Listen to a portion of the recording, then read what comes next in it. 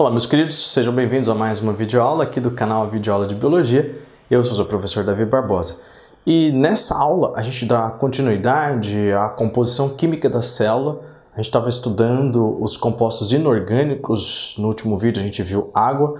Agora a gente vai ver sais minerais. Eu vou te falar dos principais sais minerais, quais as funções que eles têm dentro da célula ou especificamente para uma parte do nosso corpo, um sistema fisiológico do nosso corpo, e também as fontes onde a gente encontra os sais minerais. Você vai ver que é muito difícil com a dieta que, no geral, a gente tem, ficarmos sem sais minerais. Espero que você aproveite a aula e deixe aí um gostei. Se você gostar, se inscreva no canal se é a sua primeira vez. Divulgue o vídeo nas suas redes sociais. É isso aí, pessoal, guerreiros da quarentena. Mais uma aula, aproveite a aula. Até!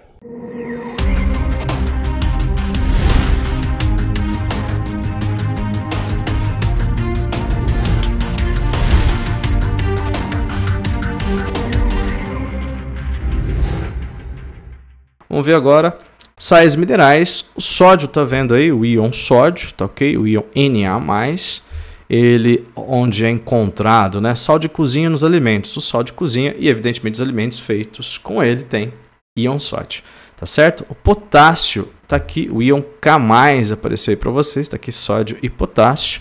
As fontes, carne tem potássio, leite e frutas tem potássio.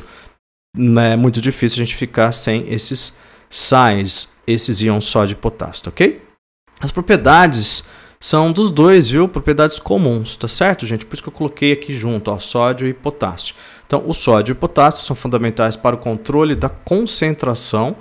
Controle osmótico é a mesma coisa que controle da concentração. Assim como a água atua no controle da concentração dos fluidos do corpo, notadamente do sangue, o sódio e o potássio também. Aliás, o sódio e o potássio, após a ingestão, são absorvidos e caem no sangue. Então, se ocorrer ingestão em excesso, é claro que vai aumentar a concentração, ok?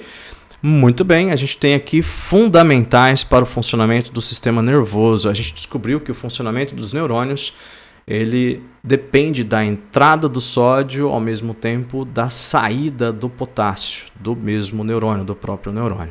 Essa troca sódio-potássio acontece ao longo do neurônio, isso é o que a gente chama de impulso nervoso. Enfim, resumindo aqui, não existiria funcionamento neural, você não estaria me vendo, ouvindo a minha voz, raciocinando, pensando, imaginando tudo que eu estou falando, enfim. Nenhum dos sentidos, funcionamento neuromuscular, do movimento da musculatura, nada disso existiria se não ingeríssemos sódio e potássio. Os neurônios funcionam às custas do sódio e do potássio, tá ok? Por isso que a gente come sal. A gente come sal para manter o nosso raciocínio, o funcionamento neural de maneira geral, tá ok? Muito bem, tá aí dois íons. Mais um pra gente, olha só, o cálcio, íon Ca2+. Vamos ver aí para que serve o cálcio, tá certo? Antes as fontes, vegetais, leite e derivados. Leite e derivados. Derivados do leite são produtos feitos com leite. Tá aqui o queijo, por exemplo, iogurte, tá certo? Ó, são os derivados, tudo que é feito com leite é muito difícil também. Então a gente ficar sem o sódio, é muito difícil também a gente ficar sem o cálcio, tá certo? Propriedades, componente de ossos e dentes vai ser fundamental, então, para formar a estrutura do nosso esqueleto e dos nossos dentes que a gente usa para comer, obviamente mastigar, digestão mecânica, né, trituração do alimento. Fundamental para contração muscular. Agora a gente tem funções aqui fisiológicas. Eu acabei de falar que os neurônios ligados aos músculos fazem com que eles se movimentem e isso promove a locomoção do nosso corpo. Esse funcionamento neural depende do sódio e do potássio. Aqui eu já estou te falando que a mecânica muscular, a fisiologia da musculatura não funciona sem o cálcio. Então a gente tem mais um íon importante para o movimento, tá? E ele é fundamental também para a coagulação do sangue, participa da cascata da coagulação sanguínea. Tem vídeos no canal sobre tecido muscular, fisiologia da musculatura, né, da contração muscular, e também tem vídeos no canal sobre coagulação do sangue, tá certo, gente? Tá aí o íon cálcio. Vamos para mais um, ferro. O ferro ele assume as formas 2+, e 3+, tá? Íons Fe2+, Fe3+, tá ok? É assim que a gente encontra o ferro. O ferro está ligado a compostos orgânicos. Vamos ver aí quais são esses compostos, por isso que ele fica trocando entre 2+ e 3+, ok? Então vamos lá, fontes: fígado, carne, gema de ovo, legumes e vegetais verdes. Sem dúvida algumas carnes, inclusive o fígado. Você come fígado? Gosta de bife de fígado? Então tá aí, tem ferro lá nesse tipo de alimento, tá certo?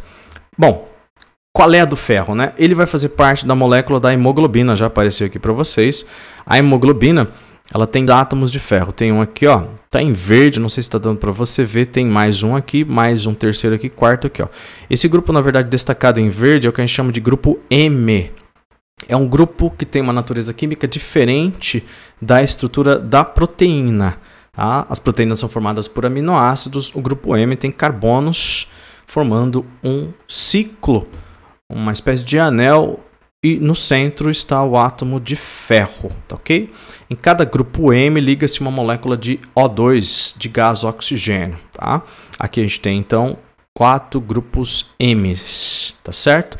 Então é assim, né? Se o ferro faz parte da hemoglobina, ele é fundamental para o transporte de gases. Eu falei do gás oxigênio, mas o gás carbônico também é transportado pela molécula de hemoglobina, em menor proporção, claro, né?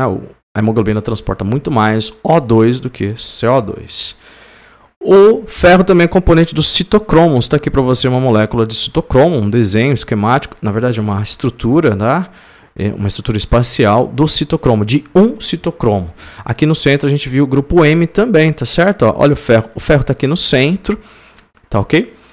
Aqui no caso do citocromo, o ferro vai atuar no transporte de elétrons. A gente descobriu que para produzir ATP, lá na respiração celular, processo metabólico, energético, precisa de fluxo de elétrons. Esses elétrons, eles passam pelo ferro que está presente aqui no citocromo. Então, o citocromo, ou como o ferro é componente do citocromo, nós temos aqui o ferro sendo fundamental para a respiração celular, processo metabólico energético de produção de ATP.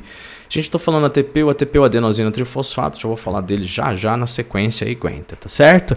Dúvidas do ferro? Então vamos falar, vai, já que a gente está aí, vamos falar do iodo, daqui a pouco a gente fala do ATP que tem fosfato, a gente vai falar do fosfato, falamos do ATP. O iodo é o íon I- e o iodeto, tá certo? Onde tem iodo, o sal de cozinha, que por lei agora deve ser iodado, tá certo? Para não faltar iodo. Ele tem nos derivados do leite, principalmente nos frutos do mar. Tá? É onde nós encontramos o iodo. Qual é a do iodo? Ele vai fazer também parte de moléculas importantes. Por exemplo, dos hormônios da tireoide. Já apareceu aqui para você a tireoide. Os hormônios tiroxina, T4, certo? O 4 aqui, o T, já indica direto, né, o nome do hormônio, ou o nome da glândula aqui, uma referência direta a ela. 4 significa que a tiroxina tem 4 átomos de iodo. E a triiodotironina, que tem 3 átomos de iodo. Quando o indivíduo faz exame de sangue para pesquisar esses hormônios, ver se está tudo bem com a saúde da tireoide, sai no exame de sangue T3 e T4, faz pesquisa de T4, assim que sai no exame de sangue. Está aqui a tireoide, então. Bom, qual é desses hormônios? Olha, gente, esses hormônios literalmente ligam você, ligam o seu corpo.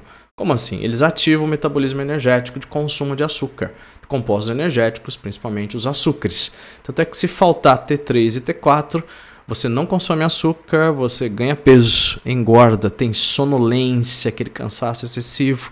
Isso é o que a gente chama de hipotireoidismo, inclusive. Tem vídeo no canal sobre hipotireoidismo também aí, tá certo? A tireoide, por algum motivo, deixa de produzir T3 e T4. A pessoa tem hipotireoidismo, baixa aí o consumo energético, como se o corpo se desligasse, tá certo?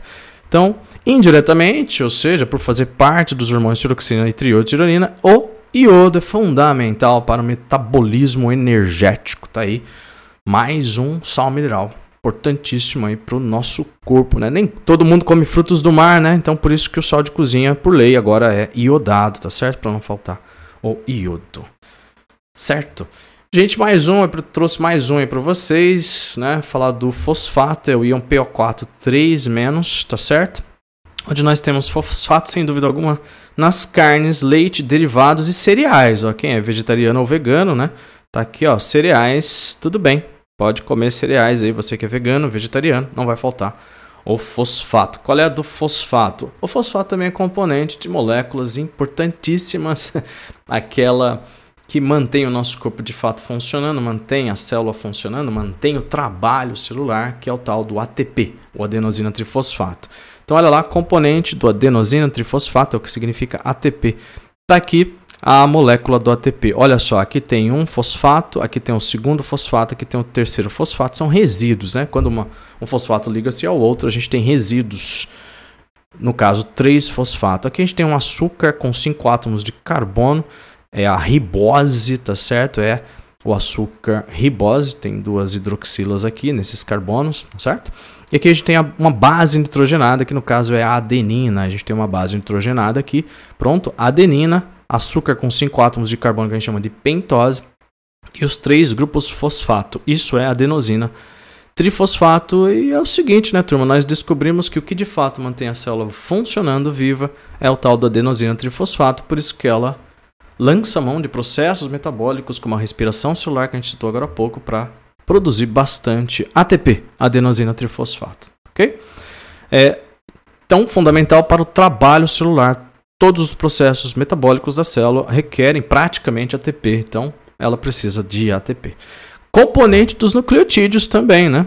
Então a gente não vai existir DNA e RNA sem fosfato. Então tá aqui, a gente tem um fosfato, outra pentose, outro açúcar com 5 átomos de carbono, mas note que aqui tem uma hidroxila só. Essa é a tal da desoxirribose. A ribose, pentose lá do RNA, tem 2 hidroxilas, a desoxirribose tem uma só, por isso que ela chama desoxi sem uma hidroxila, tá ok? E aqui outra adenina, tá? Então a gente tem um nucleotídeo de DNA com a base nitrogenada de adenina e com um grupo fosfato. Gente, o DNA e o RNA, né, tem centenas de milhares de nucleotídeos ligados um no outro. O DNA, inclusive, tem 2 fitas, aquela coisa toda da estrutura do DNA. A gente fala numa aula futura sobre a estrutura do DNA e também do RNA. Então, ser componente dos nucleotídeos é fundamental para a formação dos ácidos nucleicos, né? DNA e RNA. Tá aí as importâncias do íon fosfato. Muito bem, então foi isso aí, gente. Mais uma aula aqui do canal Vídeo Aula de Biologia. Espero que você tenha aprendido com a aula. Se ficou alguma dúvida, deixe nos comentários que eu respondo o mais rápido possível. Abraços, beijos, até o próximo vídeo.